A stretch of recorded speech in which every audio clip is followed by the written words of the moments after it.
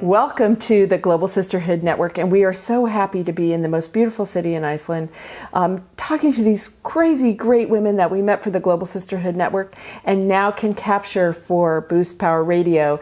So introduce yourself to your new sisters.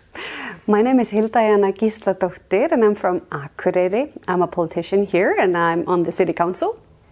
Well, that is like, stating that is like understating you from just hanging out with you for an hour. I know you are not just a politician. So tell everyone a little bit about your story. Like, how did you get to where you are today and being so dedicated to making this community a better place? Well, when I was younger, I had trouble in my life, and I was 18 when I went to therapy first, and I had like 7 of them. It was a rough time. And then I got sober, and then I decided that I wanted to put some power into being in prevention from drugs and alcohol. And then at 20, I got pregnant, and my parents moved up north. I lived in the capital in Reykjavik.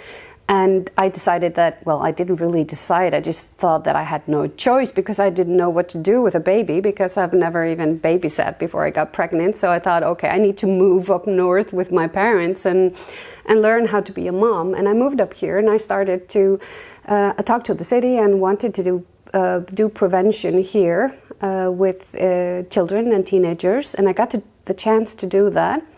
And then I decided that I wanted to learn how to be a teacher, and I did that and taught for some years. But then when I was in university, I was introduced to television. And I started my career there, which lasted like 18 years. And I was a reporter for the Channel 2 in Iceland, and then a reporter for the National Broadcasting Service. And then I went to a television station in Iceland that's called N4. And I was, in the end, the manager there. I was the first woman to be manager of a TV station in Iceland. I think I'm very proud of that. Very proud. We're all very proud of that. So I was in media for 18 years. And then I actually decided to go into politics. It's not that easy because I loved that television station and what I had put into it. But I also had worked a lot and I was very tired. And then my daughter had hard times in her life. And she went also into drugs and alcohol. And my whole world just collapsed. And I collapsed, actually. So I was so worried for like 2 years that my body and mind were just, I was just through. I just got headaches and my stomach and my back and so I just got sick, actually. And then she's okay today though. She's Amen. I'm so proud of her. She's 22. She's been sober for 1.5 years, and she started university. And she's doing great. But that time was the most difficult time in my whole life, and I don't wish it on anyone. It's like the feeling of your little one running into the street and panicking constantly. Right.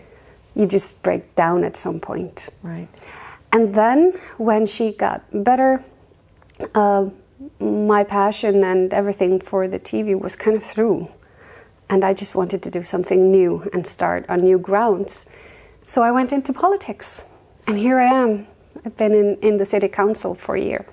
Wow, it sounds like just such a great background, though, from media, telling the story, and really getting, the word out to then being part of making the story, actually as a leader in the town. I'm a little bit jealous of this great town because it's so small and the women are so connected. You could see that in our meeting today, just the friendships, but also the things the vision you share and all that's come together. I think it's the most wonderful town in the whole world, probably because it's mine. It's like your children. You probably love everything that's around you. But I think I was going to stay here for a year, but I've been here for 22 years. And I love the community and the warm, it feels like a family. And even if people argue and are not happy about everything, it has everything that, it's amazing. I mean, you can practice we have 18,000 people. It's the smallest city, but you can practice like almost 30 kinds of sports. You have the ski resorts, you have the figure skating ice hockey hall, you have 2 swimming pools, and you have everything concerning sports. And then you have a lot of culture. And actually this town, because they talk about the financial problem here in Iceland in 2008, for us in Akureyri it was back in 2000, because then this town was an industry town.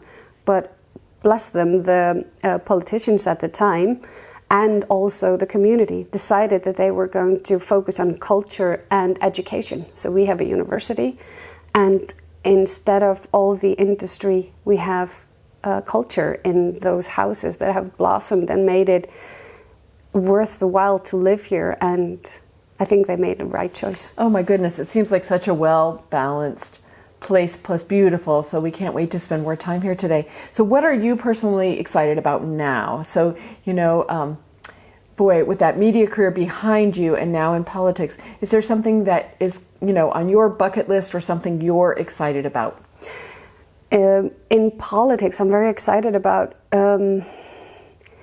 getting people together and making decisions through conversation, and getting a result that is not always the thing that I know the right answers to everything, even though I'm on the council and I'm supposed to make the decisions. I think the best decision is to know that you don't know everything. And if you talk to a lot of people and have the discussion and are open about the criticism also, I think that is, it's not just this one thing, but of course the main thing now is the environment. We here in Iceland, like in so many other parts of the world, it's the future of our earth. So I'm very interested and enthusiastic about taking responsibility both as a person, but also my part in the community and in this council. Great. And the last thing we ask is, what would be your global statement to women of the world? And so imagine someone's listening to this and they're curious and they're finding some nice insights. And thank you so much for sharing the story of your daughter, because I think many, many more of us suffer through things like that. And it's so helpful for all of us to share as sisters. So what would be your global statement to women of the world? I think, number one, choose what you give up about. I'm not going to say the F word on camera, but thank you. Choose what you're going to be important for you. And remember that time is the only real value that you have, and choose wisely what you do with it. And also to remember that the feminine values that we have, both men and women, are the things that I think that we need right now. We need to come together and be a part of a community and understand and respect each other. I think competition and winning and always getting more is not the right track that we need as humans today. Perfect. Well, we've been here on the Global Sisterhood Network in Iceland, interviewing the most amazing women, and you can find their contact information on this video and on the podcast. Thank you so much for being part of our global boondoggle of finding amazing women, and you certainly are one of them. Thank you. You too.